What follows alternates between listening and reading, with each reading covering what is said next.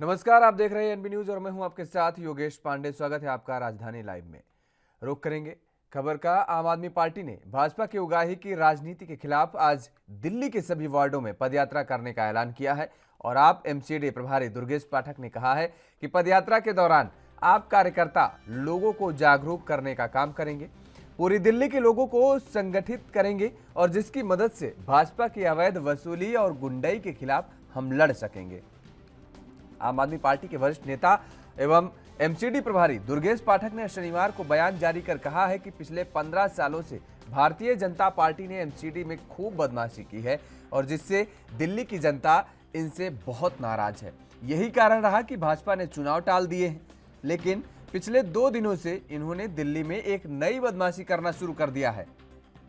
आप नेता ने आगे कहा कि भाजपा के सभी नेता दिल्ली के हर घर में जाकर कह रहे हैं कि हमें पैसे दो, नहीं तो हम तुम्हारे घर पर बुलडोजर चलवा देंगे। सभी जानते हैं कि यदि एमसीडी अपने पर आ जाए तो वह दिल्ली के हर घर में कोई ना कोई कमी निकाल सकती है।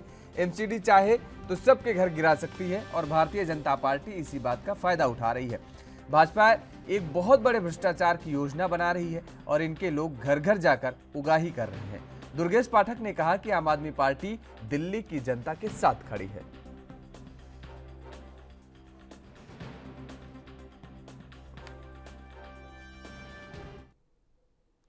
और इसी खबर पर ज्यादा जानकारी के साथ हमारे संवाददाता दिल्ली से राजीव तिवारी हमारे साथ जुड़ चुके हैं। राजीव, जिस तरीके से आम आदमी पार्टी के नेता दुर्गेश पाठक ने भारतीय जनता पार्टी पर जमकर के निशाना साधा है और ये बड़े भ्रष्टाचार के आरोप लगाए हैं।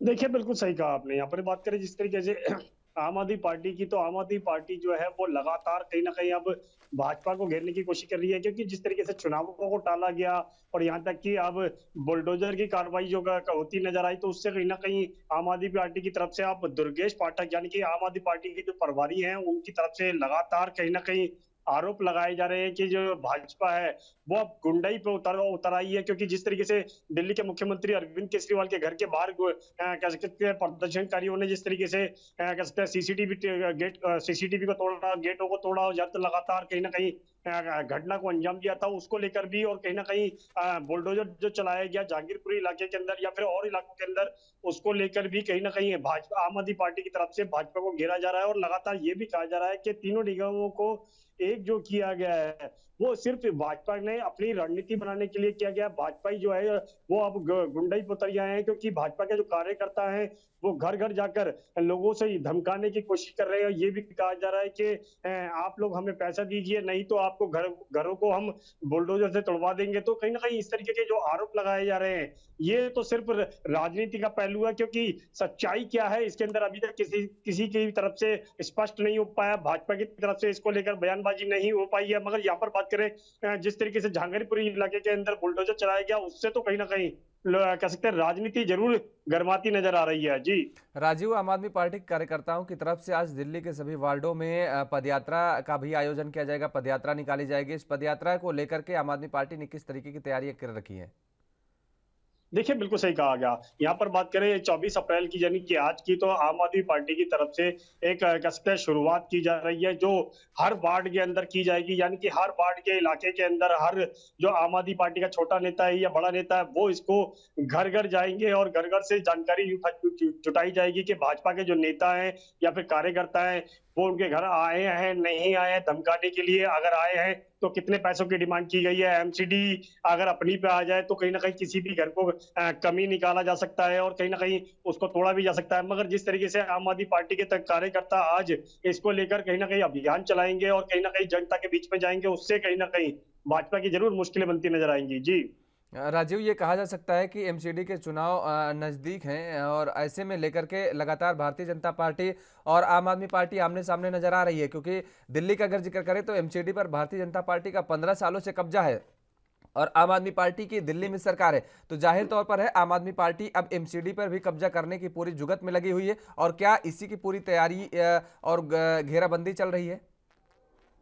देखिए, बिल्कुल सही कहा आपने। यहाँ पर बात करें एमसीडी चुनावों को लेकर, क्योंकि केंद्र सरकार के द्वारा ये तीनों निगमों को एक करने की जो कवायद थी वो पूरी हो चुकी है और अब कहीं ना कहीं चुनाव का समय बिल्कुल नजदीक आएगा और उसी को लेकर कहीं ना कहीं आरोप प्रत्यारोप भी देखने को मिल रहे हैं। यहाँ पर बात करें जिस तरीके से भाजपा 15 साल निगम के अंदर शासित रही है और अभी तक भाजपा जो है वो निगम के अंदर है और लगातार आम आदमी पार्टी चाहती है कि निगम पर उनका दबदबा हो और उनका कब्जा हो, मगर इसी को लेकर कहीं ना कहीं आरोप प्रत्यारोप भी देखने को मिल रहे हैं। मगर आम आदमी पार्टी की तरफ से एक और आरोप लगाया गया था भाजपा के ऊपर कि 15 साल के अंदर जितने भी रोहिंग्या या फिर बांग्लादेशी या फिर कहें फुटपाथों पर जो कब्जा किया गया, दुकानों के बाहर कब्जा किया गया, फुटपाथ पूरी तरीके से दिल्ली के अंदर जो है वो खत्म किए जा चुके हैं। इसके अंदर कहीं ना कहीं भाजपा जो है वो कहीं ना कहीं भाजपा के इशारे पर ही हुआ है और जिन लोगों ने पैसे दिए हैं उनकी दुकानें नहीं तोड़ी जा रही है, उनके फुटपाथ से उनको नहीं हटाया जा रहा है और जो नहीं दे रहे हैं उनको ही हटाया जा रहा है। तो इस तरीके के जो आरोप आम आदमी पार्टी लगा रही है तो सीधे सीधे जाहिर करें तो कहीं ना कहीं जो निगम चुनाव है उसके मद्देनजर रखते हुए ही आरोप लगाए जा रहे हैं। मगर भाजपा की तरफ से भी कहीं ना कहीं ये कहा जा रहा है कि दिल्ली सरकार जो है यानी कि आम आदमी पार्टी जो है वो इस तरीके की लोगों को राहत देने की कोशिश कर रही है और बिजली पानी जो फ्री दी जा रही है सिर्फ इन्हीं चुनिंदा लोगों को दी जा रही है। तो कहीं ना कहीं आरोप प्रत्यारोप जरूर है, मगर इन आरोप प्रत्यारोप से जनता क्या समझती है ये जरूर देखना होगा। जी राजीव, यहाँ एक बात और देखने को मिल रही है, आरोप प्रत्यारोप का दौर जारी है और दिल्ली का अगर जिक्र करें तो दिल्ली में भारतीय जनता पार्टी और आम आदमी पार्टी मुखर होकर के आमने सामने नजर आ रही है, लेकिन एमसीडी के चुनावों को लेकर के अन्य राजनीतिक दल भी लगातार सक्रियता वहां पर बनाए हुए हैं। अन्य राजनीतिक दल भी एमसीडी के चुनाव में लड़ने का दावा ठोक रहे हैं। ऐसे में क्या लगता है कि वास्तव में इस बार क्या भारतीय जनता पार्टी की मुश्किलें बढ़ सकती हैं क्या?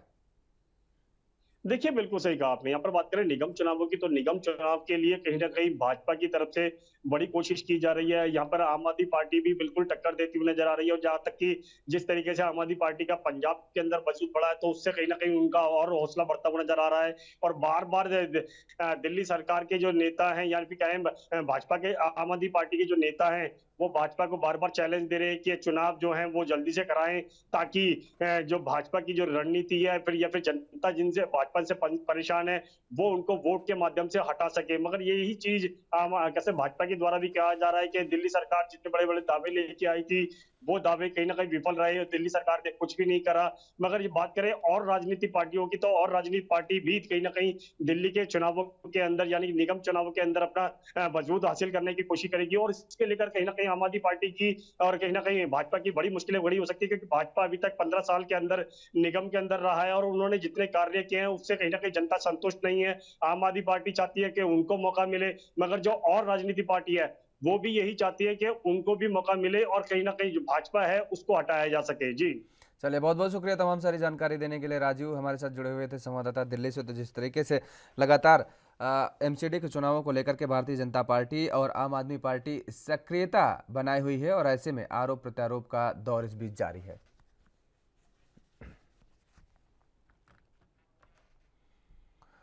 और उधर उत्तर प्रदेश के मुख्यमंत्री योगी आदित्यनाथ जालौन के एक दिवसीय दौरे पर आज रहेंगे। सीएम योगी राष्ट्रीय पंचायत राज दिवस के अवसर पर आयोजित होने वाले समारोह में शिरकत करेंगे। इस कार्यक्रम में हिस्सा लेने के साथ सीएम योगी ग्रामीणों से जनसंवाद भी स्थापित करेंगे। बता दें कि मुख्यमंत्री योगी आदित्यनाथ आज दोपहर 11 बजे जालौन जिले में विकासखंड डकोर के एरी रामपुरा गांव में आयोजित राष्ट्रीय पंचायती राज दिवस के अवसर पर कार्यक्रम में शिरकत करेंगे और इस दौरान वह ग्रामीणों के साथ जनसंवाद स्थापित कर उनकी समस्याओं को सुनेंगे भी। राष्ट्रीय पंचायती राज दिवस के अवसर पर ग्राम पंचायत रामपुरा एवं जिला पंचायत अध्यक्ष जालौन को प्राप्त अवार्ड मुख्यमंत्री के द्वारा दिया जाएगा।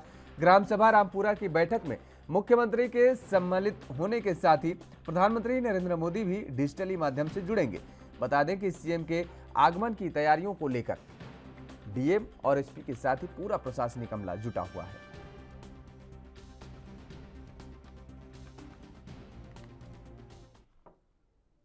और उधर पंजाब के मुख्यमंत्री भगवंत मान ने पड़ोसी देश में नशे और हथियारों की ड्रोन के द्वारा होती तस्करी की चुनौती से निपटने के लिए राज्य में एंटी ड्रोन प्रणाली विकसित करने की जरूरत पर जोर दिया है। चंडीगढ़ यूनिवर्सिटी में पंजाब के पहले ड्रोन ट्रेनिंग हब का उद्घाटन करने के बाद यूनिवर्सिटी के कैंपस में विद्यार्थियों को संबोधन करते हुए मुख्यमंत्री ने कहा कि पंजाब एक सरहदी राज्य होने के कारण यहां ड्रोन प्रौद्योगिकी को अधिक से अधिक विकसित करने की जरूरत है। इसके साथ ही उन्होंने कहा कि पड़ोसी देश ड्रोन के द्वारा हमारे सरहदी इलाकों में नशों और हथियारों की तस्करी करता है, जिस कारण हमारे पास ड्रोन ट्रैकिंग जैसी प्रौद्योगिकी भी होनी चाहिए। उन्होंने कहा कि प्रौद्योगिकी में दुनिया को एक सांसारिक गांव में बदल दिया है और मौजूदा समय में उभर रही चुनौतियों से निपटने के लिए प्रौद्योगिकी में खोज और सुधार होते रहने चाहिए। बेरोजगारी को सभी बीमारियों की जड़ बताते हुए मुख्यमंत्री ने बाहरी देशों में प्रवास कर रहे नौजवानों को पंजाब में ही रोजगार के बेहतर मौके प्रदान करने के वायदा भी किया है। और इसके साथ ही भगवंत मान सिंह ने कहा कि पंजाब के नौजवान बहुत प्रतिभाशाली हैं, परंतु पिछले सरकारों की तरफ से रोजगार के मौके पैदा न करने के कारण मजबूरन उनको बेगाने देशों में रोजगार तलाशने पड़ रहे हैं। और उन्होंने कहा कि बेरोजगारी की गंभीर समस्या भी नसों की बीमारी के लिए जिम्मेदार है। मुख्यमंत्री ने कहा कि उनकी सरकार राज्य में निवेश करने के लिए जल्द ही नए उद्योग और देश विदेशी की नामी कंपनियों तक पहुंचेगी।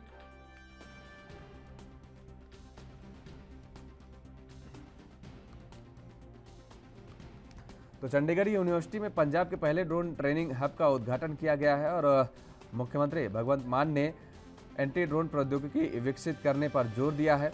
सरहद पार से नशा और हथियारों की तस्करी को रोकने की बात कही गई है, क्योंकि जिस तरीके से ट्रैकिंग का जिक्र किया गया है कि पड़ोसी देश जिस तरीके से नशे और हथियारों की तस्करी करता है, ताकि उसको लेकर के एंटी ड्रोन ट्रैकिंग सिस्टम को भी बढ़ावा देने का जिक्र किया गया है और रोजगार को लेकर के खासा तौर पर फोकस किया गया है। मुख्यमंत्री भगवंत मान ने रोजगार को लेकर के जिक्र किया कि पंजाब के युवा पंजाब को छोड़ करके जो अन्य राज्यों में जाते हैं, और उसको लेकर के खास तौर पर जोर दिया गया है कि अब पंजाब में ही युवाओं को रोजगार उपलब्ध कराया जाएगा। अब पंजाब के युवाओं को राज्य से बाहर नहीं जाना पड़ेगा।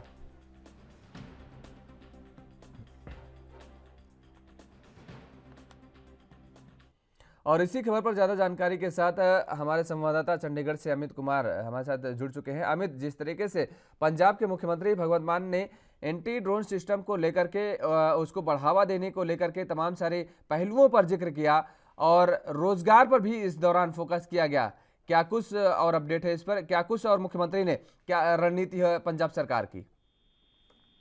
जी बिल्कुल, देखिए अगर हम बात करें पंजाब में हथियार और जो भी ड्रग सामग्री आ रही है वर्ल्ड के लिए एक मेजर जरिए सीजन में काउंटर ड्रोन होते हैं। इसके अगर बात जमीनी हकीकत में जमीनी इस्तेमाल पे, जैसे हम कहते हैं कि फसलों की छिड़काई के लिए ड्रोन का इस्तेमाल हो सकता है। कल इसी का एक एग्जाम्पल कहते हैं नजर आए थे मुख्यमंत्री भगवंत मान वहाँ पे चंडीगढ़ यूनिवर्सिटी के प्रोग्राम में, जहाँ पे एक ड्रोन के जरिए एक पर्टिकुलर फील्ड पर पानी डाल के दिखाया गया था। उस पानी की जगह वहाँ पे फर्टिलाइजर हो सकते थे, तो एक मेजर जरिया हो सकता था। और इसी ड्रोन को चलाने का भी एक तरह से जरिया बनता है कि ड्रोन ऑपरेटर्स के लिए कई जगह साथ साथ जो ड्रोन डिजाइनिंग है, अगर नए ड्रोन उपयोग आता है तो इससे एक major boost up economically, financially और हम कहें कि जो जॉब के एंगल से उन सभी चीजों अपॉर्चुनिटी पंजाब में आएगी और इन सब चीजों के ऊपर बढ़ावा दे मुख्यमंत्री नजर आ रहे हैं। जी बिल्कुल अमित, लेकिन जिस तरीके से ड्रोन ट्रेनिंग हब का ये जो उद्घाटन किया गया है, इसमें किस तरीके की तैयारियां की गई हैं, किस तरीके के लोगों को, युवाओं को इसमें ट्रेनिंग दी जाएगी? साथ ही साथ किसानों का आपने जिक्र किया, अगर किसानों को ट्रेनिंग दी जाएगी तो उनको लेकर के किस तरीके से उनका एनरोल होगा यूनिवर्सिटी के अंदर? किसानों के लिए दो चीज और बोले, किसानों के लिए उनकी फर्टिलाइज करने की हम चीज और बात करेंगे। किसान ने अपने फर्टिलाइजर या पेस्टिसाइड पे छिड़काव करना है तो ड्रोन का इस्तेमाल किया जा सकता है। टेक्नोलॉजी जैसे जैसे इम्प्रूव होगी तो उसको काउंटर करने के तरीके भी हमें मिलते रहेंगे। और क्योंकि पंजाब एक बॉर्डर स्टेट है और यहाँ पे बहुत ज्यादा ऐसे नजर आ रहे हैं जब ड्रोन के जरिए हम कहेंगे चाहे ड्रग्स हो चाहे हथियारों भेजने की कोशिश कर रही है, तो जितना ज्यादा हमारी टेक्नोलॉजी एडवांस होगी उतने ज्यादा हमारे पास काउंटर मेजर्स होंगे। और वही सब चीजें जो एक बहुत जरूरी पहलू है किसी बॉर्डर स्टेट के लिए, वो देते हुए नजर आए थे। बिल्कुल अमित, इसके साथ ही रोजगार पर विशेष फोकस दिया गया है। मुख्यमंत्री ने रोजगार को लेकर के जिक्र किया कि पंजाब के युवा पंजाब को छोड़कर के बाहर रोजगार की तलाश में जा रहे हैं और उसको लेकर के अब अगर विदेश की कंपनियों से भी अगर जिक्र करना पड़ा, उनसे वार्तालाप करनी पड़ी, तो मुख्यमंत्री ने कहा कि वो कदम भी वो उठाएंगे। तो ऐसे में क्या लगता है, क्या पंजाब सरकार ने क्या पहल उठाई है, क्या ठोस कदम उठा रही है या किन्हीं कंपनियों से वार्तालाप चल रही है? देखिए हर एक कम कोशिश की जा रही है। तो दूसरे ये चीज अगर बात करें तो भगवत मान सरकार चाहती है कि पंजाब जो पंजाब के यूथ हैं, जो पंजाब का फ्यूचर है, जो पंजाब के इंटेलिजेंट स्टूडेंट्स हैं, जो बाहर जा रहे हैं, बाहर जाके बाहर की कंपनी पे काम कर रहे हैं, उनके लिए नए इन्वेंशन कर रहे हैं, उन्हें किसी पंजाब में ही रिटेन किया जाए कि वो पंजाब में रह के काम करें, पंजाब में ही नई टेक्नोलॉजी का विकास करें। और अगर पंजाब में वो कुछ भी डेवलप करते हैं तो उससे जो रेवेन्यू आता है वो पंजाब को आएगा, और इससे दो एक सरकार का रेवेन्यू बढ़ेगा, दूसरी तरफ पंजाब में रोजगार के अवसर बढ़ेंगे। तो ये देखिए जैसे जैसे कंपनी डेवलप होती है तो उनको और कर्मी चाहिए, और जितने ज्यादा बड़ी कंपनियां मल्टीप्लाई तो उसके लिए और ज्यादा अपॉर्चुनिटी पंजाब की यूथ के लिए आएंगी। तो उसी चीज के ऊपर वो जोर देते नजर आ रहे हैं। तो सबसे ज्यादा जरूरी है कि इस चीज की शुरुआत का सबसे पहले पंजाब के यूथ को, पंजाब में जो पंजाब का बहुत ही हाई क्वालिफाइड यूथ है जो बाहर जाके दूसरी कंपनियों करें, उनको पंजाब में अपॉर्चुनिटी दी। पंजाब में अभी किस चीज की जरूरत है उसका एक एग्जाम्पल ड्रोन टेक्नोलॉजी से दिया कि पंजाब की बहुत ज्यादा डिमांड बढ़ सकती है, और ड्रोन को बढ़ावा देते हुए चीज तौर पर नजर आ रहे हैं। क्योंकि अगर ड्रोन टेक्नोलॉजी के दो पहलू है, अगर एक तरफ जहाँ पे ड्रोन डेवलप करने के ऊपर है तो फिर ड्रोन के इस्तेमाल से बहुत इजीली पंजाब में अगर की फर्टिलाइजेशन हो सकती है, सीधे पानी का छिड़काव हो सकता है, और हर एक चीज कंसिडर की जाती है जिससे पंजाब का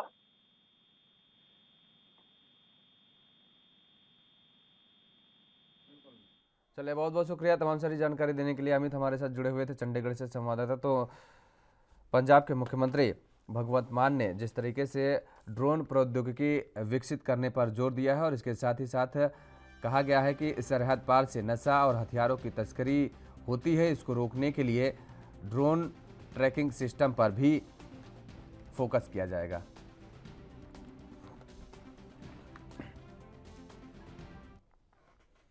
और मध्य प्रदेश के रीवा जिले में इन दिनों साइबर ठगी के मामले तेजी के साथ सामने आ रहे हैं। कुछ ऐसा ही श्याम शाह मेडिकल कॉलेज रीवा के पूर्व dean doctor PC Dwivedi cyber fraud के शिकार हो गए। बता दें कि क्रेडिट कार्ड का पिन जनरेट करने के दौरान हुई चूक का फायदा उठाकर बदमाशों ने उनके खाते से 10 लाख रुपए पार कर दिए हैं। वहीं पुलिस ने धोखाधड़ी का मामला दर्ज कर आगे की जांच शुरू कर दी है। बताया गया है कि डॉक्टर कॉलोनी निवासी डॉक्टर पीसी द्विवेदी का खाता पंजाब नेशनल बैंक में है। वो बैंक से उन्होंने क्रेडिट कार्ड ले रखा है, और जिसका पिन जनरेट करने के लिए इंटरनेट से बैंक के कस्टमर केयर का नंबर सर्च कर फोन लगाकर उन्होंने अपनी समस्या बताई। तो आरोपी ने व्हाट्सएप पर उनको एक लिंक भेजा। इस लिंक को खोलकर फॉर्म भरने और उन्हें पिन जनरेट होने का झांसा दिया गया। झांसे में आकर डॉक्टर द्विवेदी ने जैसे ही लिंक खोला, उनके खाते की पूरी जानकारी आरोपियों के पास चली गई और उन्होंने 24 बार में 9,00,000 रुपए ट्रांसफर कर लिए। हैरानी की बात है कि इसकी जानकारी भी नहीं हुई। शाम 4:30 बजे जब उन्होंने अपना मोबाइल चेक किया तो खाते से रुपए निकालने के मैसेज पढ़े और मैसेज देखकर उनके होश उड़ गए। वहीं पुलिस ने मामला दर्ज कर जांच शुरू कर दी है। फरियादी पीसी द्विवेदी जी डॉक्टर साहब हैं। उन्होंने रिपोर्ट लिखाई थी कि एक क्रेडिट कार्ड बनवाने के लिए उन्होंने अप्लाई किया था और एक कस्टमर केयर नंबर नेट से निकाला था। उस नंबर ने जो जो उनको इंस्ट्रक्शन दिए वो फॉलो करते गए और करते करते उन्होंने कुछ ऐसा कर दिया कि उनका जो फ़ोन था रिमोट सर्वर पे चला गया। सारे डिटेल्स उनके वो फ्रॉड ने जो भी व्यक्ति था उसने ले लिए और लगभग इनके 9,94,000 रुपये कट हो गए। पुलिस ने मामला दर्ज कर लिया है और विवेचना की जा रही है। जो भी तथ्य निकल के आ रहे हैं उस हिसाब से आगे कार्रवाई की जाएगी।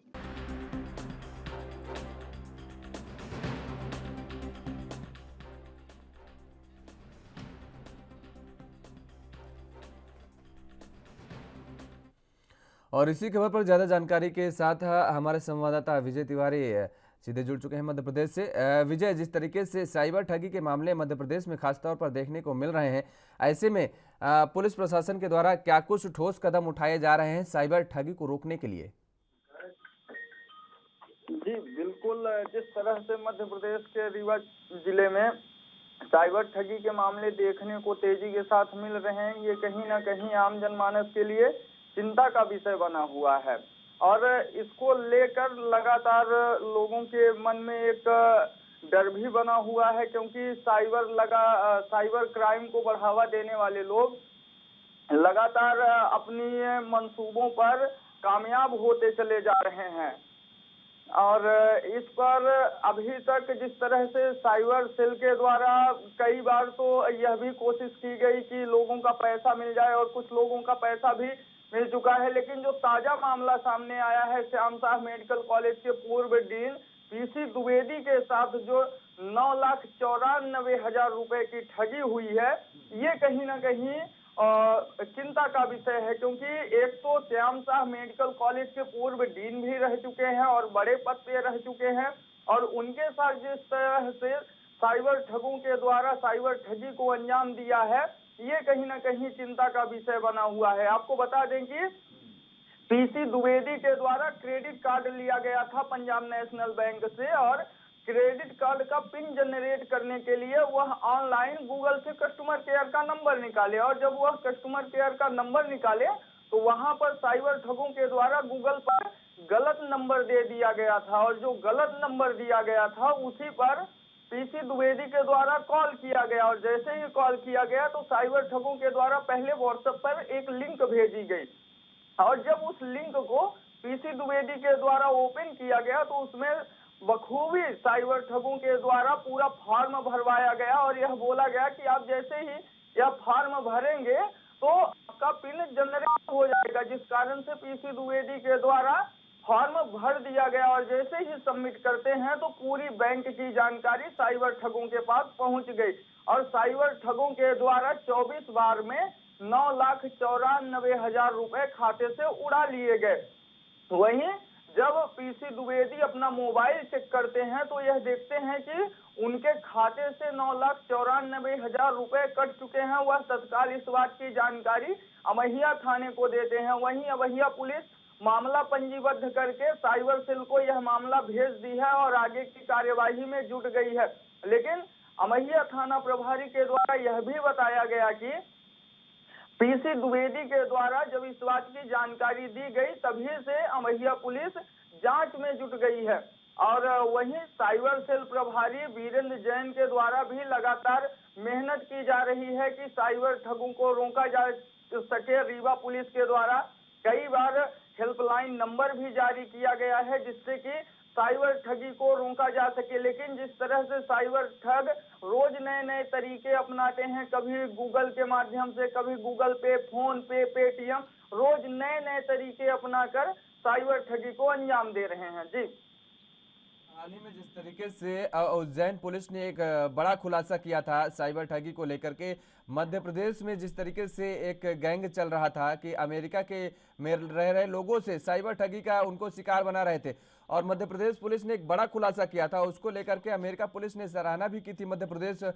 पुलिस की, और इसके साथ ही उज्जैन कमिश्नर से आकर के FBI की टीम मुलाकात भी की थी और काफी सराहना की थी, प्रशंसा की थी। ऐसे में क्या लगता है कि अब जिस तरीके से मध्य प्रदेश के लोगों को ही ये साइबर ठगी का शिकार बनाया जा रहा है, मध्य प्रदेश में ये जो लोग हैं उसको लेकर के क्या मध्य प्रदेश पुलिस एक्टिव नजर आ रही है? मध्य प्रदेश पुलिस को इसमें खासा जो है खुलासा कर पाएगी क्या, या उन्हें कामयाबी मिल पाएगी क्या?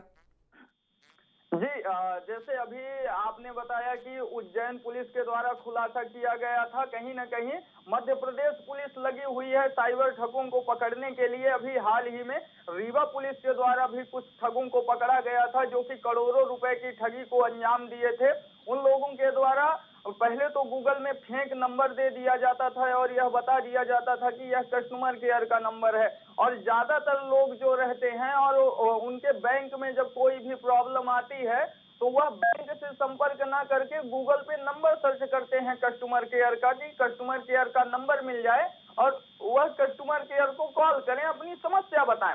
लेकिन जो नंबर उन्हें गूगल से मिलता है वह नंबर पूरी तरह से फेक रहता है, और वह नंबर साइबर ठगों के द्वारा ही गूगल पे डाला गया रहता है, जिस कारण से साइबर ठग इसका बखूबी फायदा उठा लेते हैं। वहीं जिस तरह से मध्य प्रदेश पुलिस की अगर बात की जाए तो मध्य प्रदेश पुलिस के द्वारा बार बार जागरूकता अभियान भी चलाया जा रहा है कि ऐसे ठगों से सावधान रहें। अगर कोई भी जरूरत होती है बैंक को लेकर तो आप सीधा बैंक से संपर्क करें, क्योंकि साइबर ठगों के द्वारा रोज नए नए तरीके अपनाकर साइबर ठगी को अंजाम दिया जा रहा है। मध्य प्रदेश में लगातार साइबर ठगी के मामले सामने आ रहे हैं, और कहीं ना कहीं ये देखा जाए कि जिस तरह से साइबर को लेकर अब पुलिस को अलर्ट होना चाहिए। उस तरह से पुलिस अलर्ट नहीं दिखाई दे रही है, क्योंकि पहले जब रहता था तो पहले इतना ज्यादा साइबर ठगी को अंजाम नहीं दिया जाता था, लेकिन अब जिस तरह से मध्य प्रदेश में साइबर ठगी के मामलों में तेजी आई है, वो कहीं ना कहीं आम जनता के लिए बेहद ही चिंता का विषय बना हुआ है। और कहीं ना कहीं इसमें समाज को जागरूक होना चाहिए और आम जनता को ज्यादा से ज्यादा जागरूक करने की जरूरत है, जिससे कि वह ऐसे साइबर ठगों से बच सकें। जी,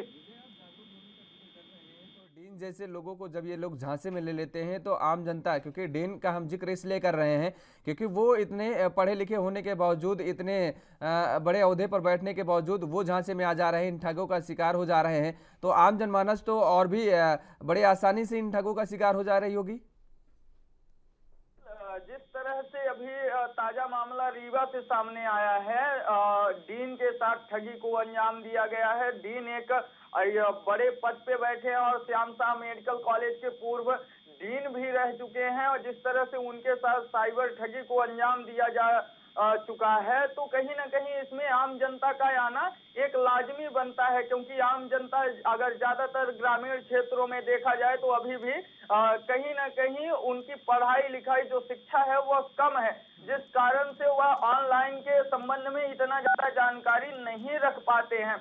लेकिन जिस तरह से एक डीन के द्वारा ऐसी काम किया गया है, वह गूगल से नंबर सर्च किए, जबकि पुलिस के द्वारा कई बार जागरूकता अभियान भी चलाया गया और बार बार लोगों से यह अपील की जाती है कि आप लोग गूगल से कभी भी नंबर कस्टमर केयर का ना निकालें, और बैंक भी साफ तौर पर यह बोलता है कि गूगल से नंबर ना निकालें।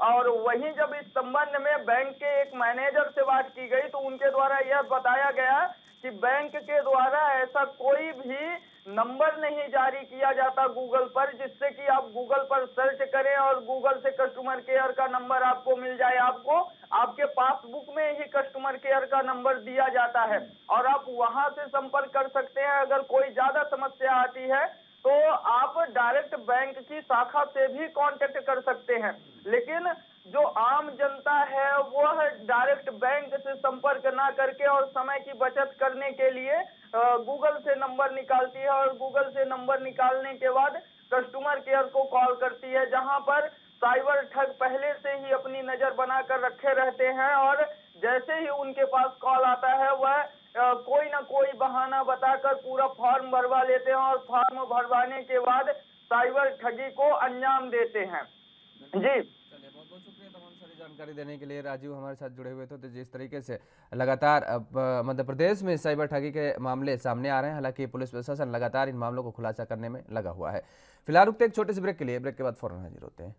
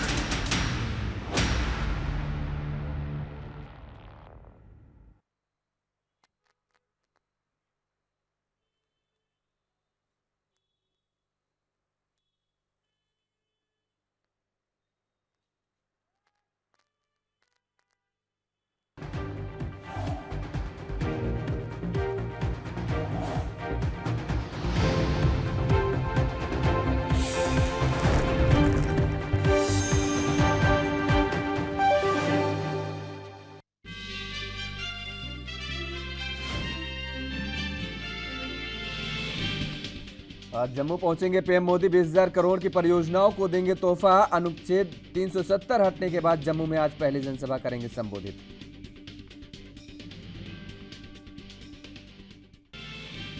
रूस और यूक्रेन के बीच जारी युद्ध को 2 महीने पूरे। जेलेंस्की आज अमेरिकी विदेश और रक्षा मंत्री से करेंगे मुलाकात।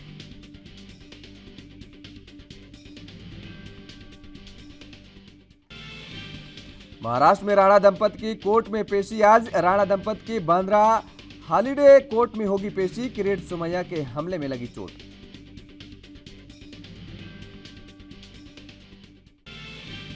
और आज जहांगीरपुरी में शांति का संदेश देने निकलेगी तिरंगा यात्रा। पटरी पर लौट रही है जिंदगी। यात्रा में 2 समुदाय के करीब 50 लोग होंगे शामिल।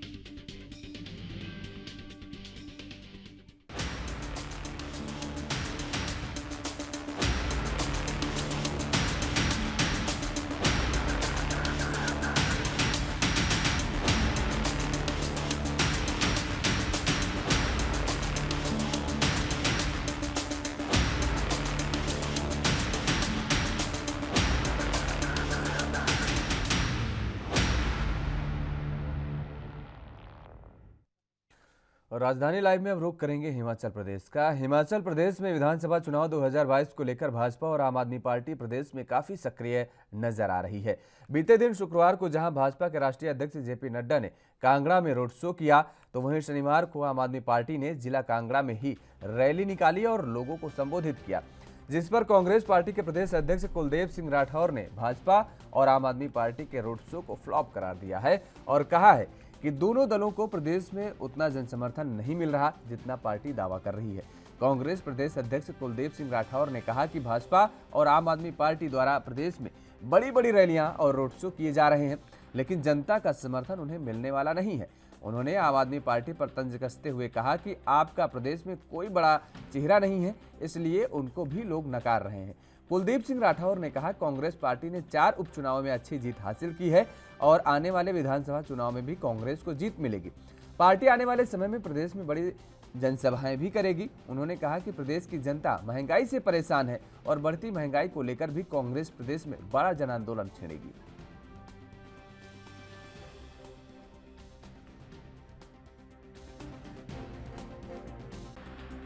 देखिए, जाहिर है क्योंकि अभी विधानसभा के चुनाव नज़दीक आ रहे हैं, तो इसलिए भारतीय जनता पार्टी के जो राष्ट्रीय अध्यक्ष हैं, हिमाचल के रहने वाले हैं, वो भी लगातार हिमाचल आ रहे हैं। उसी तरह जो नई पार्टी का गठन हुआ है आपका हिमाचल में, वो भी अपना पैर पसारने की कोशिश जो है कर रहे हैं।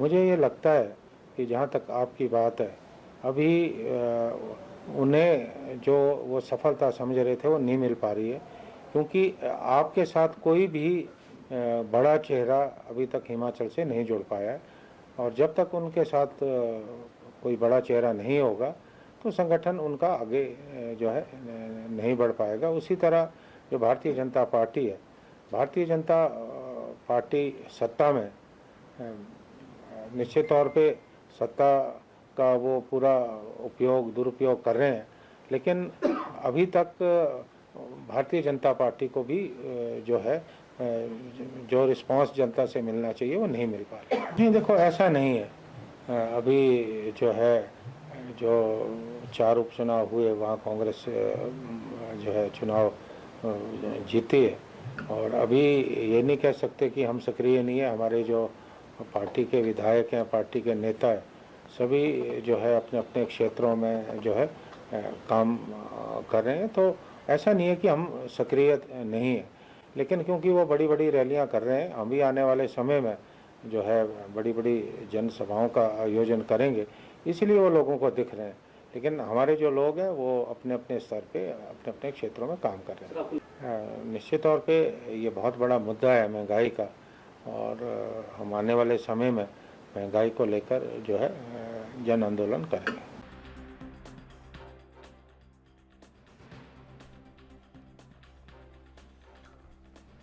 तो कुलदीप सिंह राठौर ने भारतीय जनता पार्टी पर निशाना साधा है और आम आदमी पार्टी की रैली को भी फ्लॉप बताया। इसके साथ ही दरअसल आपको बता दें कि हिमाचल प्रदेश के प्रदेश अध्यक्ष कुलदीप सिंह राठौर ने आम आदमी पार्टी और भारतीय जनता पार्टी के मिल रहे जनसमर्थन को नकार दिया है। उन्होंने कहा कि पार्टी जिस तरीके से जनसमर्थन मिलने का दावा कर रही है, उस हिसाब से आम आदमी पार्टी और भारतीय जनता पार्टी दोनों को ही जनसमर्थन नहीं मिल पा रहा है। आने वाले दिनों में कांग्रेस महंगाई के खिलाफ जन आंदोलन भी करेगी, ये बात भी कुलदीप सिंह राठौर ने कही है। और आपको बता दें कि लगातार जिस तरीके से उपचुनाव हुए, उपचुनाव में कांग्रेस को जो जीत मिली है, उस जीत के आधार पर कांग्रेस इस बात का दावा कर रही है कि आने वाले विधानसभा के चुनाव में भी एक बार फिर से कांग्रेस को जीत दर्ज कराएगी।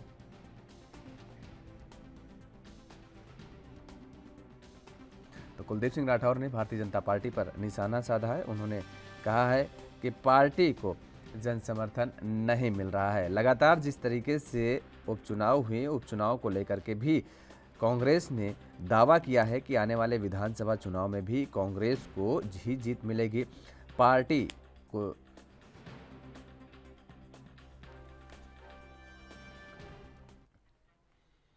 और इसी खबर पर ज़्यादा जानकारी के साथ हिमाचल प्रदेश की ब्यूरो प्रमुख टीना ठाकुर हमारे साथ जुड़ चुकी हैं। टीना, जिस तरीके से लगातार भारतीय जनता पार्टी का जिक्र करें, आम आदमी पार्टी का जिक्र करें, सक्रियता लगातार बनाए हुए हैं। हिमाचल प्रदेश में चुनाव को लेकर के लगातार ये दोनों दल सक्रिय नजर आ रहे हैं। लेकिन कांग्रेस का अगर जिक्र करें तो कांग्रेस ना ही तो अभी तक कोई रोड शो कर रही है, ना ही कोई रैली कर रही है, और इस बात का दावा जरूर कर रही है कि आने वाले विधानसभा चुनाव में वो जीत दर्ज करेगी। जी बिल्कुल, आप सही कह रहे हैं कि जिस तरह से आम आदमी पार्टी और भाजपा अपनी लगातार सक्रियता बनाए रखे हुए हैं, उसके कांग्रेस आ रही है। अगर देखा कांग्रेस थोड़ी सी सक्रिय नेताओं जो होने लगे हैं, जो पहले प्रदेश अध्यक्ष उन्होंने थोड़े दिन पहले यहाँ पे 1-2 दिन पहले प्रेस कॉन्फ्रेंस की है, और वो वर्तमान जो प्रदेश अध्यक्ष उनसे मिले भी हैं, और उन्होंने कहा कि मैं न किसी प्रदेश अध्यक्ष की दौड़ में हूँ, न नेता प्रतिपक्ष की दौड़ में हूँ। तो इस तरह से अगर देखा जाए तो कांग्रेस को भी थोड़ा थोड़ा समझ लगा है कि अगर वो अभी से सक्रिय नहीं हुई तो निश्चित रूप से उसको बहुत बड़ा नुकसान आने वाले विधानसभा चुनाव में उठाना पड़ सकता है। जी टीना, लेकिन जिस तरीके से ये कहा जा रहा है कि उपचुनाव में जीत मिली है कांग्रेस को, जो भी हुए हैं, और इसलिए आने वाले चुनावों में कांग्रेस एक बार फिर से जीत दर्ज करेगी, ये ओवर कॉन्फिडेंस कांग्रेस को है। लेकिन कांग्रेस के नेता जिस तरीके से टूट करके जा रहे हैं, आम आदमी पार्टी का दामन थाम रहे हैं, भारतीय जनता पार्टी के नेता भी पार्टी को छोड़ करके आम आदमी पार्टी का दामन थाम रहे हैं। ऐसे में जो पार्टी का, आम आदमी पार्टी का जनाधार हिमाचल प्रदेश में बढ़ता नजर आ रहा है, क्या वास्तव में कांग्रेस और बीजेपी के लिए ये मुश्किल खड़ी कर सकती है क्या? बिल्कुल योगेश, आप बिल्कुल सही कह रहे हैं, क्योंकि जिस तरह से अगर आप देखेंगे कि जो पिछले कल जो इनकी चंबी में रैली थी, राष्ट्रीय संयोजक अरविंद केजरीवाल वहां पहुंचे थे, एक बिना सरकारी तंत्र के और बिना किसी खर्च के इतनी बड़ी रैली कर पाना और इतने बड़े लोगों को जुटाना एक अपने आप में एक बहुत बड़ी बात है।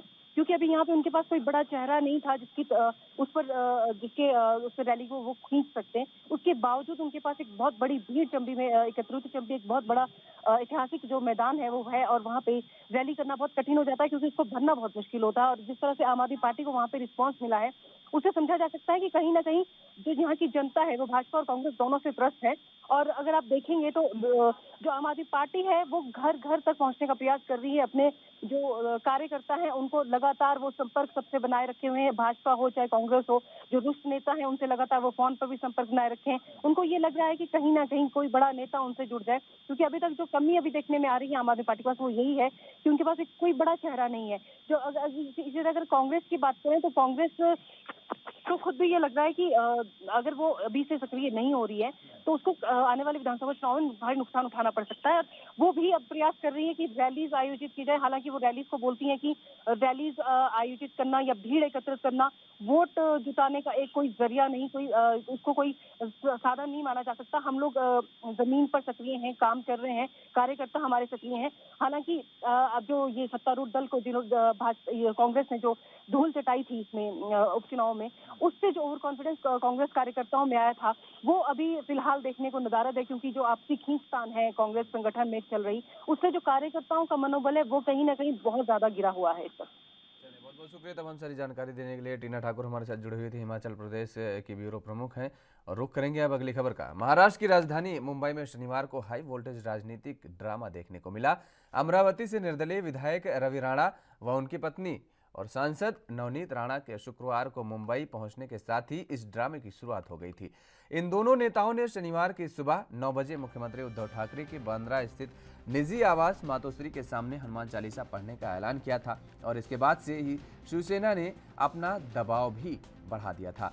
वहीं शनिवार की सुबह से ही काफी संख्या में शिव सैनिकों ने राणा दंपति के खार स्थित निवास के बाहर डेरा जमा लिया, और इस दौरान कुछ शिवसैनिकों ने पुलिस की बैरिकेडिंग तोड़कर राणा दंपति के घर में भी जाने का प्रयास किया, लेकिन वहां मौजूद पुलिसकर्मी ने उन्हें रोक लिया। शिवसैनिकों के दबाव व पुलिस की कड़ाई की वजह से राणा दंपति अपने घर से बाहर नहीं निकल सके और उन्हें अपना आंदोलन वापस लेना पड़ा। बाद में सोशल मीडिया पर लाइव कर राणा दंपति ने कहा कि प्रधानमंत्री नरेंद्र मोदी के रविवार को मुंबई दौरे को देखते हुए हम लोगों ने अपने आंदोलन को वापस लेने का फैसला किया है। और इसके साथ ही रवि राणा ने कहा कि वे नहीं चाहते कि उनकी वजह से पीएम की यात्रा के दौरान कानून व्यवस्था की स्थिति बिगड़े। तो वहीं मातोश्री के सामने हनुमान चालीसा पढ़ने के विवाद के बाद खार पुलिस ने शनिवार की शाम अमरावती से निर्दलीय सांसद नवनीत राणा और उनके विधायक पति रवि राणा को गिरफ्तार कर लिया है। दोनों नेताओं के खिलाफ अपने बयानों से धर्म जाति के आधार पर विद्वेष फैलाने का आरोप है।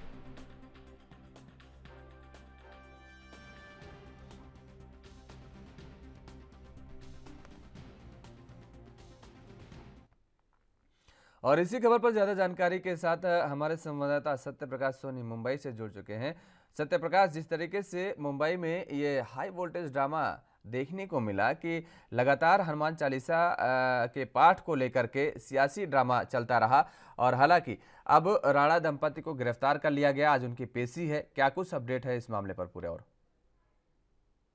बिल्कुल योगेश जी, देखिए जिस तरह से नवनीत राणा और उनके पति रवि राणा ने मातोश्री के बाहर हनुमान चालीसा पढ़ने की घोषणा की थी, उसके बाद से ही लगातार शिवसैनिकों ने दबाव बनाना शुरू कर दिया। लिहाजा मातोश्री के बाहर और रवि राणा के जो घर है उनका खार में, वहां भी तमाम शिवसैनिकों का जमावड़ा देखा गया।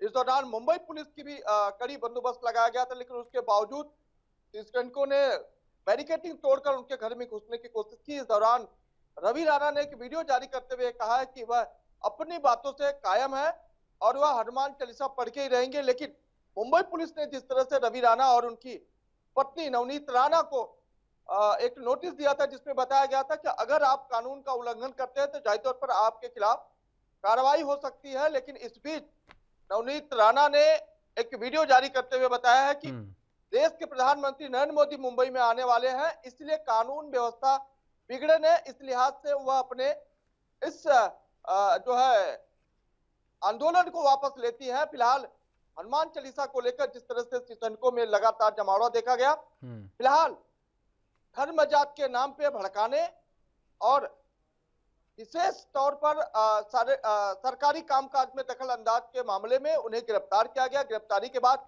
देर रात गिरीश सोमैया और तमाम नेता वहां पहुंचे थे खार पुलिस स्टेशन, जहां पर यह जानकारी है कि गिरीश सोमैया के ऊपर पथराव किया गया है, जिसमें गिरीश सोमैया को जबड़े में चोट लगी है।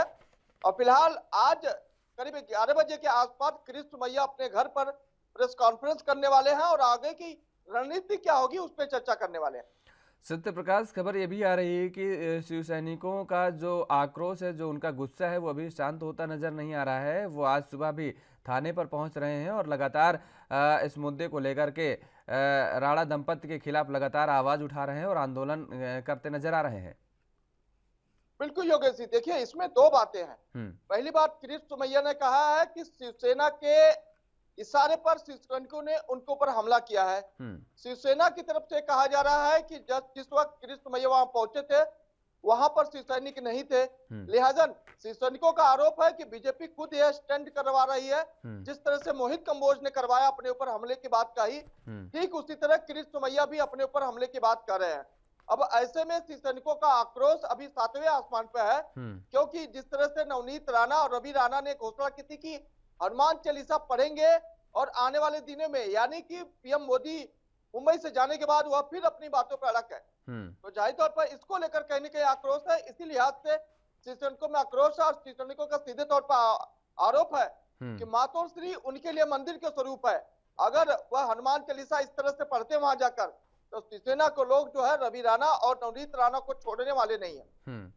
लेकिन मंदिर का रूप आपने बताया जिस तरीके से शिव सैनिक कह रहे हैं, खास बात यह है कि भारतीय जनता पार्टी के नेता और राणा दंपति लगातार इस बात को कहती रही है कि आखिर दिक्कत क्या है वहां पर हनुमान चालीसा पढ़ने में। और आपने भी बताया कि शिव सैनिक इस बात को कह रहे हैं कि वो मंदिर की तरह है, तो ऐसे में वहां पर हनुमान चालीसा मुझे लगता है कि पढ़ने के लिए स्वागत करना चाहिए था उन्हें। बिल्कुल योगेश जी, देखिए हनुमान चालीसा पढ़ना गलत नहीं है, हनुमान चालीसा पढ़ना, लेकिन कानून का उल्लंघन करके न्याय व्यवस्था को हिलाकर जो है हनुमान चालीसा पढ़ना, ये बेहद गलत बात है। कानूनी व्यवस्था बिगड़ सकती है, ये बात गलत है। धर्म के नाम पे राजनीति की जा रही, ये बात गलत है। इस तरह का आरोप जो शिवसेना के नेताओं का है, शिवसेना के नेता कहते हैं कि अगर उनको हनुमान चालीसा पढ़ना है तो अपने घर पे पढ़ सकते हैं, धर्म स्थल पे जाके पढ़ सकते हैं। मातोश्री को टारगेट क्यों किया जा रहा है? बाकी बीजेपी भवन है, वहां भी पढ़ सकते हैं। तो इस तरह की बातें, यानी कि धर्म के नाम पे राजनीति का मामला उठाया जा रहा है, इस लिहाज से हनुमान चालीसा वहां पढ़ना बेहद गलत माना जा रहा है। चलिए, बहुत बहुत शुक्रिया तमाम सारी जानकारी देने के लिए। सत्य प्रकाश हमारे साथ जुड़े हुए थे, हमारे संवाददाता मुंबई से, जिन्होंने तमाम सारी जानकारी दी। और फिलहाल रुकते हैं छोटे से ब्रेक के लिए, ब्रेक के बाद फौरन हाजिर होते हैं।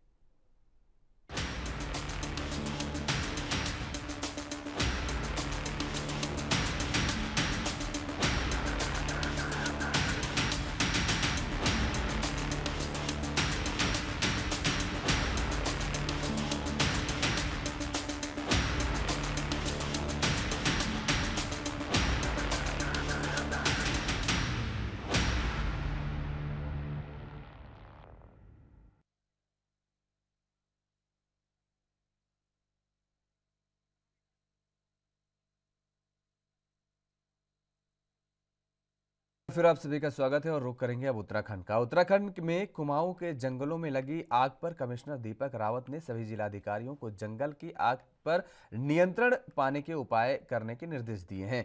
उन्होंने क्रूज स्टेशन के प्रभारियों की जवाबदेही भी तय करने को कहा है। बता दें कि कुमाऊं में अब तक 750 हेक्टेयर वन भूमि को नुकसान पहुंचा है। कुमाऊं कमिश्नर दीपक रावत ने कहा है कि फॉरेस्ट फायर को लेकर प्रशासन, फॉरेस्ट और पुलिस इंटीग्रेटेड सिस्टम से मॉनिटरिंग करे। कमिश्नर ने सबसे पहले लाइव फायर को चिन्हित करने के निर्देशित किए हैं और इसके अलावा आग लगाने वालों के खिलाफ सख्त कार्रवाई करते हुए मुकदमा दर्ज करने और आग लगाने वाले शरारती तत्वों को चिन्हित करने के आदेश भी दिए हैं।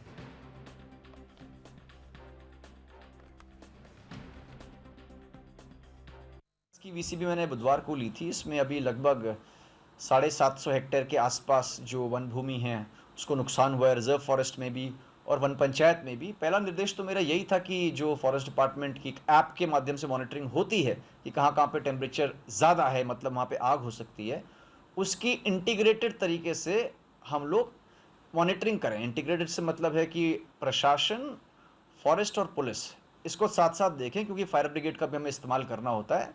और मेरी ओर से ये भी निर्देश हैं कि जितने भी तहसील हैं उसमें जो सूचना ग्राम पंचायत के लेवल से आनी चाहिए, चाहे व्हाट्सएप ग्रुप बना के मंगवाएं, चाहे किसी और तरीके से मंगवाएं, ताकि जो हम ऐप बता रही है और जो वास्तविकता है उसको टैली कर सकें। और पहली बात तो पता रहे कि लाइव फायर्स हमारी कितनी हैं। लाइव फायर्स को जब हम ट्रैक कर लेते हैं, उसके उपरांत जो हमारे क्रू स्टेशन हैं, जो टुकड़ियाँ आग बुझाने वाली, वो वहाँ पर जाएँ। एक इसमें अवेयरनेस का भी एस्पेक्ट है, क्योंकि कई बार ये संज्ञान में आया कि स्कूली बच्चे आते जाते हुए कई बार मजाक में, तफरी में भी आग लगा दे रहे हैं। तो इसमें सभी असेंबलीज़ में अनिवार्य बताने का कि ये एक गैर कानूनी चीज़ है और इसमें सज़ा भी है। और सबसे इम्पोर्टेंट बात ये कि इस बात पे भी फोकस होना चाहिए कि अल्टीमेटली आग लगाई जा रही है, जो कि लीगल एक्ट है। हमारी सूचना तंत्र को मजबूत करते हुए पता लगाया जाए कि कौन ऐसे एलिमेंट्स हैं और उनके विरुद्ध भी आईपीसी में मुकदमे दर्ज हों और ये मैसेज साफ साफ जाए कि ये इलीगल एक्ट को बर्दाश्त नहीं किया जाएगा। और इसी खबर पर ज़्यादा जानकारी के साथ हमारे संवाददाता अमित चौधरी देहरादून से जुड़ चुके हैं। अमित, जिस तरीके से कमिश्नर ने जिलाधिकारियों के साथ बैठक की और सख्त निर्देश दिए हैं कि जंगलों में जो आग लग रही है उस पर काबू पाने के लिए उपाय खोजे जाएं, और साथ ही साथ ये कहा गया है कि जो भी अराजक तत्व हैं, जो भी शरारती तत्व हैं, उन पर ठोस कार्रवाई की जाए, और क्या कुछ निर्देश दिए गए हैं? योगेश, मैं आपको बता दूं कि लगातार उत्तराखंड में जो गर्मियों के सीजन में अब जो आग ने भयानक रूप ले लिया है, लगातार कई हेक्टेयर यहाँ पर जो भूमि है वो लगातार नुकसान पहुंच रहा है। उस पे जहाँ एक तरफ राजनीति लगातार हावी है, वहीं अब कुमाऊं की बात करें, यहाँ पर जो वन संपदा को बचाने के लिए खुद अब दीपक रावत जो कुमाऊं कमिश्नर है वो आगे आए हैं। साफ तौर से उनके द्वारा यहाँ पर निरीक्षण किया गया है जंगल का, और जो आग लगाने के जो तमाम कारण हैं उन पर यहाँ पर गहरी चिंता व्यक्त करते हुए उन्होंने साफ निर्देशित किया है यहाँ पर प्रशासन को और फायर स्टेशन को। करीब 750 हेक्टेयर भूमि का यहाँ नुकसान हो चुका है, उसको लेकर के काफी चिंतित हुए थे, और जो तमाम कार्रवाई यहाँ पर होनी चाहिए उन सभी कार्रवाई को करने के निर्देश उन्होंने दिए हैं। इंटीग्रेटेड सिस्टम को यहाँ पर दुरुस्त करने की बात की है और लाइव यहाँ पर जो फाइल होती है उसको चिन्हित करने की बात की है और साथ ही वो अराजक तत्व जो यहाँ पर आग लगाते हैं उनको कहीं ना कहीं यहाँ पर सख्त कार्रवाई करने की बात की गई। तो पूरी तरीके से कहा जा सकता है कि जो लगातार आग अब उत्तराखंड के जंगलों में लग रही है और जो यहाँ पर वन भूमि को और जानवरों को जो नुकसान पहुंचा रही है उस पे अब कुमाऊं कमिश्नर खासा यहाँ पर उन्होंने यहाँ पर अब काम करना शुरू किया है और अधिकारियों के साथ मौके का जायजा लिया। जहां जहां पर आग लग रही है वहां पर दुरुस्त करने की बात की गई और यहाँ पर पूरी तरीके से कार्रवाई करने की बात उनकी तरफ से की जा रही है। जी चलिए, बहुत बहुत शुक्रिया तमाम सारी जानकारी देने के लिए। अमित चौधरी हमारे साथ जुड़े हुए थे। तो रुक करेंगे अब अगली खबर का। राष्ट्रीय पंचायती राज दिवस पर आज सांबा के पल्ली गांव में प्रधानमंत्री नरेंद्र मोदी जम्मू कश्मीर को कई सौगातें देंगे। पीएम मोदी 5 एक्सप्रेसवे का शिलान्यास करने के साथ ही बनिहाल काजीगुंड टनल का उद्घाटन भी करेंगे। बता दें कि अनुच्छेद 370 हटने के बाद नए जम्मू कश्मीर में औद्योगिक विकास के शुरू नए सफर में 20,000 करोड़ रुपए से अधिक के विकास परियोजनाओं का उद्घाटन और शिलान्यास करेंगे। इस समारोह में देश विदेश के जाने माने उद्योगपति शामिल होंगे और इस दौरान एक क्लिक के जरिए देश की सभी पंचायतों को अवार्ड मनी भी वितरित की जाएगी।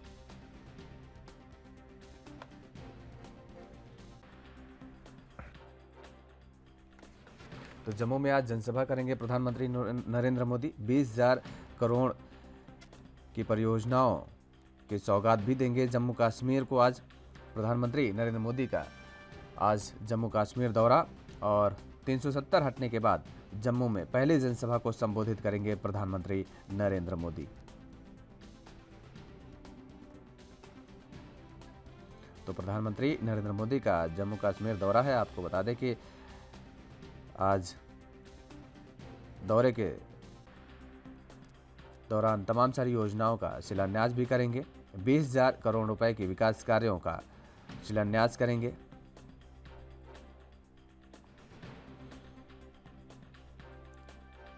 तो समारोह में भाग लेने के लिए जम्मू एवं कश्मीर का दौरा करेंगे और देश भर की सभी ग्राम सभाओं को संबोधित भी करेंगे।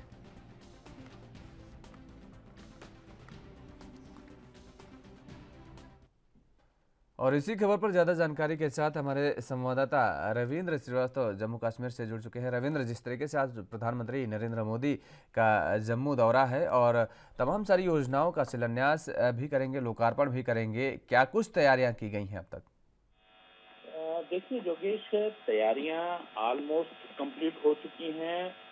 सुरक्षा की दृष्टि से कहा जाए तो पूरे पल्ली गांव को एक किला बना दिया गया है और कहा जाए तो हर जगह चाहे वो हाईवे हो या फिर अंतर्राष्ट्रीय सीमा से जुड़ता हुआ इलाका हो, वहां पर सुरक्षा चाक चौबंद की गई है। तैयारियां जो हैं वो पूरी तरह से हैं और आज 1 लाख लोगों के आने की संभावना है, क्योंकि जिस प्रकार से प्रधानमंत्री 370 जब से हटाई है उसके बाद उनका ये पहला दौरा है और वहां पर पहुंचकर प्रधानमंत्री कई योजनाओं को हरी झंडी देंगे। बनिहाल काजीकुंड टनल जो है उसको हरी झंडी मिलेगी। साथ ही कहा जाए तो पल्ली गांव के अंदर जो सोलर प्लांट लगा है 500 किलोवाट का, तो उसको भी आज लोगों को समर्पित करेंगे। इसके साथ कई और योजनाएं जो है, जैसे कहा जाए 850 मेगावाट रतले जल विद्युत परियोजना है, 540 मेगावाट की क्वार जल विद्युत परियोजना है। दिल्ली कटरा अमृतसर एक्सप्रेसवे का शिलान्यास यहीं से होगा। 108 जन औषधि केंद्र लोगों को समर्पित किए जाएंगे। भूमि लाभार्थियों को स्वामित्व कार्ड जो है वो दिया जाएगा। तो इस प्रकार कहा जाए प्रधानमंत्री का दौरा अहम है और साथ ही में जो लोग यहाँ पर निवेश कर रहे हैं, खास करके विदेशों से, यूएई से लोग यहाँ पर पहुंचे हुए हैं, उनसे उनकी मुलाकात होगी। क्योंकि कश्मीर घाटी के अंदर जिस प्रकार से आतंकवाद का सफाया किया जा रहा है, शांति स्थापित की जा रही है, उसको लेकर 370 हटने के बाद अब वहाँ पर निवेश जो है विदेशों से यहाँ पर निवेश हो रहा है। कई आउटलेट खुलेंगे, कई बड़े मॉल बनेंगे। तो इसके लिए जो विदेशों से लोग आए हैं उनसे उनकी मुलाकात वहीं पे होगी और उसके बाद 11 बजे के करीब कहा जाए तो प्रधानमंत्री वहां पहुंचेंगे और अपना संबोधन जो है वो देंगे। 1 लाख लोग वहां पर पहुंच जाएंगे। जी योगेश। बिल्कुल रविंद्र, लेकिन प्रधानमंत्री नरेंद्र मोदी के दौरे से पहले ही जिस तरीके से लगातार फिर वहां पर राजनीति जो है शुरू हो गई है, जम्मू कश्मीर को राज्य का दर्जा देने और लोकतंत्र को वहां बहाल करने की जिस तरीके से मांग उठने लगी है, मोर्चा ने जिस तरीके से प्रेस कॉन्फ्रेंस कल किया और एक आंदोलन छेड़ दिया फिर से, जिसमें कांग्रेस भी शामिल है इस मोर्चे में और इसके साथ ही नेशनल कॉन्फ्रेंस भी शामिल है। लगातार इस बात को लेकर के उठाया जा रहा है और कहा जा रहा है कि प्रधानमंत्री नरेंद्र मोदी इस मुद्दे पर हस्तक्षेप करें। बिल्कुल जोगेश, देखिए जिस प्रकार से लोगों की भी मांग है कि एक राज्य का दर्जा छीन लिया गया जम्मू कश्मीर से, उसमें उसको वापस राज्य का दर्जा दिया जाए, लेकिन प्रधानमंत्री इस बारे में क्या कहते हैं वो देखना होगा। लेकिन कहा जाए तो जब तक परिसीमन अपनी अंतिम रिपोर्ट सबमिट नहीं करता है उसके बाद से ही इलेक्शन की प्रक्रिया जो है वो शुरू होगी और फिर ही राज्य का दर्जा मिलेगा। अब गेंद जो है वो प्रधानमंत्री के पाले में है। अब देखते हैं अपने संबोधन में कि आखिरकार जम्मू कश्मीर को राज्य का दर्जा वापस देने में क्या वो ऐलान करते हैं, क्योंकि बहुत लंबे समय से जब से 370 को हटाया गया है उसके बाद से लगातार विपक्षी पार्टियां लगातार भाजपा पर तंज कसती आ रही हैं कि जम्मू कश्मीर को राज्य का दर्जा जो है उसका छीन लिया गया है, उसको राज्य का दर्जा वापस नहीं दिया जा रहा है। ऐसे में परिसीमन जो है वो करवाया जा रहा है केंद्र सरकार की तरफ से। परिसीमन करवाने के बाद ही राज्य का दर्जा जो है वो बहाल किया जाएगा। जोगी और जो इस समय खबर आ रही है, इस वक्त की जो खबर सामने आ रही है कि जहां पर प्रधानमंत्री नरेंद्र मोदी की जनसभा होनी है वहां से 15 किलोमीटर की दूरी पर एक विस्फोटक सामग्री भी मिली है। जी देखिए, लगातार आतंकियों की साजिश है, क्योंकि 2 दिन पहले ही जो जैश ए मोहम्मद के 2 आतंकी मारे गए हैं, उन्होंने सीआईएसएफ की बस के ऊपर हमला किया था जिसमें एक एएसआई जो है वो शहीद हुए थे। और उसी दौरान कहा जाए तो 5 संदिग्ध जो हैं वो भी अंतर्राष्ट्रीय सीमा से पकड़े थे, उनसे पूछताछ की जा रही है। वहीं कल एडीजीपी जो है आईजी जम्मू हैं, उन्होंने प्रेस कॉन्फ्रेंस कहा है कि जो आतंकी हमला हुआ था उसके तार जो है पाकिस्तान से जुड़ते हुए नजर आ रहे हैं और कुछ लोगों को, संदिग्ध लोगों को पकड़ा है और उनसे पूछताछ जो है वो की जा रही है कि आखिरकार ये आतंकी कहां से आए हैं। और हालांकि जो उन्होंने बताया है, एक आईजी जम्मू ने बताया, उन्होंने कहा है कि ये सांबा के रास्ते से यहाँ पर पहुंचे हैं और इनको पुलवामा लेकर जाना था, लेकिन उससे पहले ही इन्होंने यहाँ पर आत्मघाती हमला करने की कोशिश की है। तो उनको कहा जाए तो उससे पहले हालांकि सुरक्षा जो है चाक चौबंद है, उसी की वजह से यहाँ पर जो है आतंकियों को ढेर किया गया है। एक विस्फोटक सामग्री जो है वो भी बरामद की गई है। जी चलिए, बहुत बहुत शुक्रिया तमाम सारी जानकारी देने के लिए रविंद्र हमारे साथ जुड़े हुए। तो जिस तरीके से प्रधानमंत्री नरेंद्र मोदी की जनसभा से पहले ये एक और बड़ी खबर आपको बता दें कि जिस तरीके से कायराना हरकत देखने को मिली है और ये बड़ी साजिश कह सकते हैं कि प्रधानमंत्री नरेंद्र मोदी की जनसभा से पहले ये बड़ी साजिश देखने को मिली है। जनसभा स्थल से 15 किलोमीटर की दूरी पर विस्फोटक सामग्री मिली है।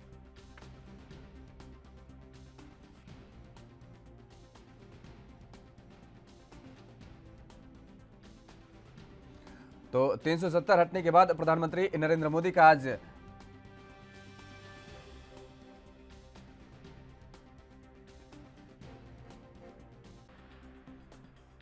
राजधानी लाइव में फिलहाल मेरे साथ इतना ही। देश और दुनिया की तमाम खबरों के लिए आप देखते रहिए एएनबी न्यूज। नमस्कार।